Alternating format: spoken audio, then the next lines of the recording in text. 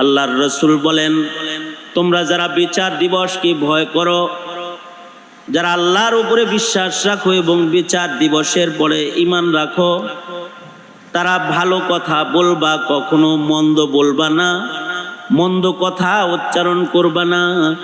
কারণ মন্দ কথা আল্লাহ তাআলার কাছে বড় অপছন্দ। উলিল খাইর, ভালো ভালো কথা বলো। যদি ভালো কথা না বলতে পারো তাহলে চুপ করে থাকো, চুপ করে থাকো। কারণ যে চুপ থাকে সেও নাজাত পেয়ে যায়। সমাজে শৃঙ্খলা আসার জন্য, সামাজিক জীব মানুষের ভেতরে শৃঙ্খলা আসার জন্যে মানুষের যে সর্বোত্তম কিছু কর্মসূচি, তার ভেতরে একটি 1 নম্বর কর্মসূচি হলো জবান নিয়ন্ত্রণ করো, নবীর সিরাতকে গ্রহণ করো, নিজের জবানকে নিয়ন্ত্রণ করো। কারণ জবান এটা তো আল্লাহ তাআলা মানুষই দান করছেন, এটা পৃথিবীর আর কোনো প্রাণীকে আল্লাহ তাআলা দেন নাই। আর কোনো মাখলুক কথা বলে না, মানুষ কথা বলে।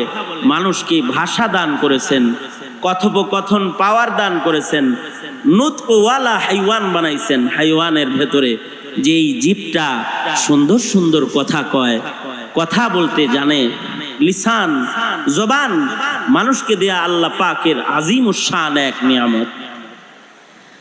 জবানের দ্বারা যদি ভালো ভালো কথা বলা হয়, ভালো কথার মাধ্যমে দুশ্মন দোস্ত হয়ে যায়। আর যদি জবানও সুন্দর হয় তো দোস্তি নষ্ট হয়ে যায়। একটা শব্দের কারণে, উচ্চারণের কারণে, একটা শব্দ উচ্চারণের কারণে দীর্ঘদিনের বন্ধুত্ব নষ্ট হয়ে যায়। আবার একটা শব্দ উচ্চারণের কারণে নৈকট্য এসে যায়, নিকটবর্তী হয়ে যায়। মুখের একটা কথা মানুষের হৃদয়ের রেখাপাত করে, তো একে অপরের প্রেম জালে আবদ্ধ হয়ে যায়। মানুষের কথার ভেতরে আল্লাহ তাআলা আজব পাওয়ার দান করেছেন। এ কারণেই কথার কারণেই জান্নাত, কথার কারণেই জাহান্নাম। কথা কেউ বলল, মান ক্বালা লা ইলাহা ইল্লাল্লাহ দাখালাল জান্নাহ, কেউ লা ইলাহা ইল্লাল্লাহ বলেছে, মুখে একটি কালিমা উচ্চারণ করেছে, জান্নাতি হয়ে গেছে। আর মুখ দিয়া নাস্তিক্যবাদের আলফাজ আওড়াইছে, মুখে দুষ্ট কথা আনছে।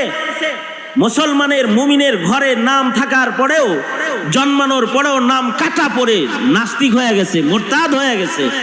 তার কথার কারণে তার ঈমান নষ্ট হয়ে গেছে, জবানের কারণে ঈমান নষ্ট হয়ে গেছে।